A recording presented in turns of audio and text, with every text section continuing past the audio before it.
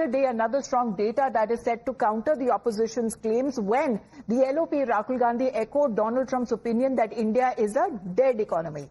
Now, this time, the data that is coming from the IMF, which is the International Monetary Fund directly.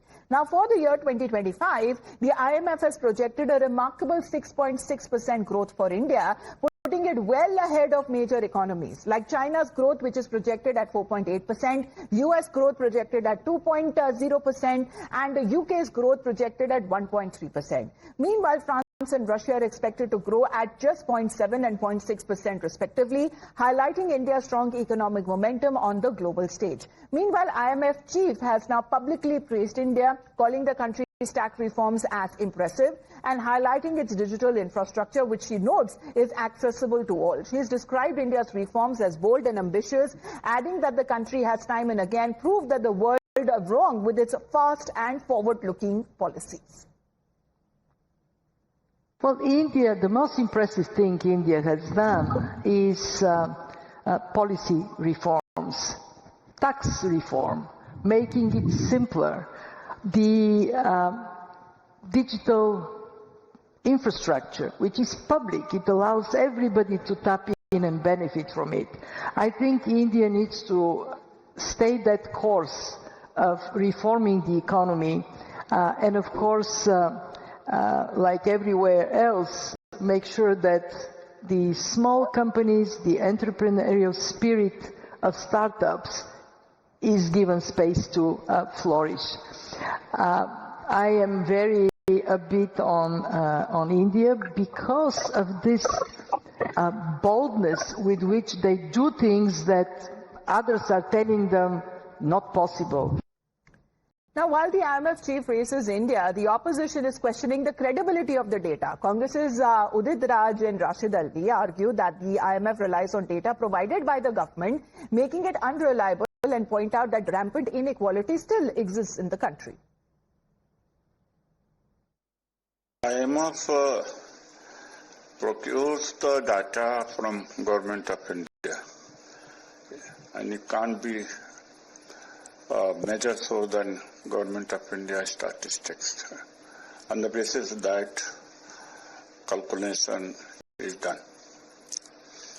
Even if the GDP growth rate is higher, but there is so much of inequality that in top 3-4 countries in the world, there is so much of inequality in India between poor and rich.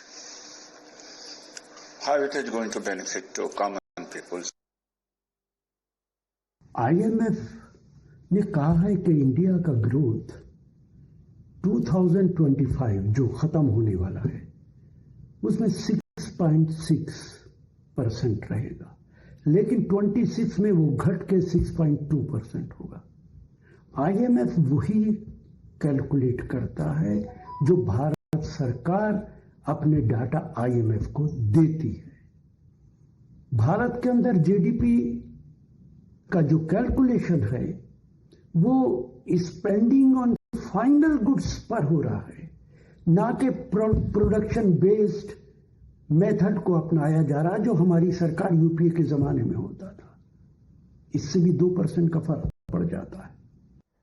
Well, there seems to be no convincing the opposition, with the IMF's projection of a higher economic growth comes close on the heels of the World Bank raising India's growth forecast for financial year 26 to 6.5% from 6.3%. The reaction from the Congress shouldn't surprise you. Let's quickly remind you of what Rahul Gandhi had said in July about the Indian economy.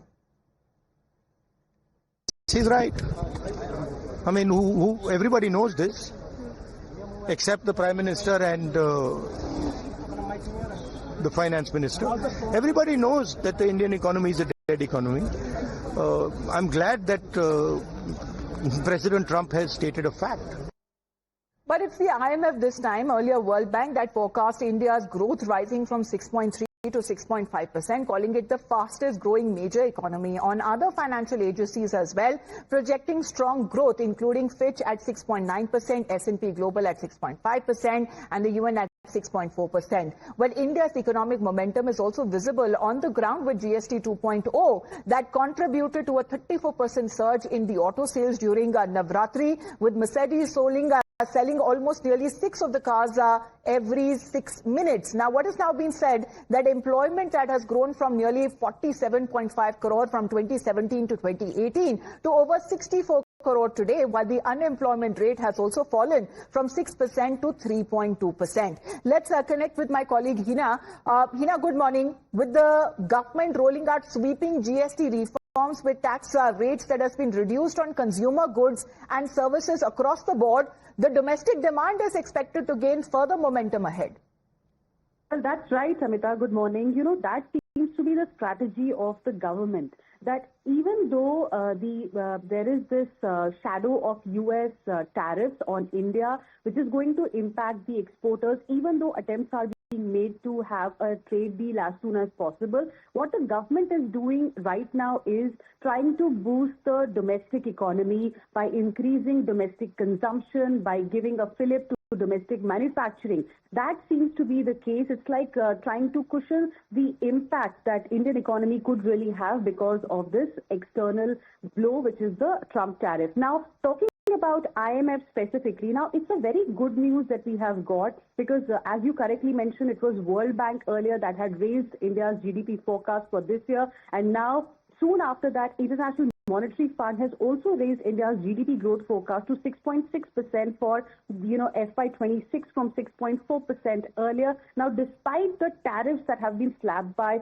the Trump administration. Now, according to the International Monetary Fund, Amita, this upward revision was on carryover from a strong first quarter. Remember, the first quarter GDP growth really surprised everybody here in India. But what is important to understand is that going forward next year, the Trump tariff could really have a negative impact on our economic growth, and India's growth is expected to be slightly lower than what was projected earlier. However, if we do get a favorable trade deal, perhaps India will be able to, offset that kind of an impact as well. But, looking at how the opposition has reacted, now opposition so far has been endorsing, Mr. Trump's remark earlier that it's a dead economy. But then you have IMF, World Bank and other such institutions who have been coming out with reports suggesting that, even though there are global uncertainties, despite all of that, India remains the fastest growing economy in the world. I'd like to quickly tell you, what IMF really had said about India. In fact, last week only, IMF's managing director had appreciated India as a key growth engine of the world economy amid changing global growth patterns. So, we have the data in front of us, but the opposition clearly is not convinced.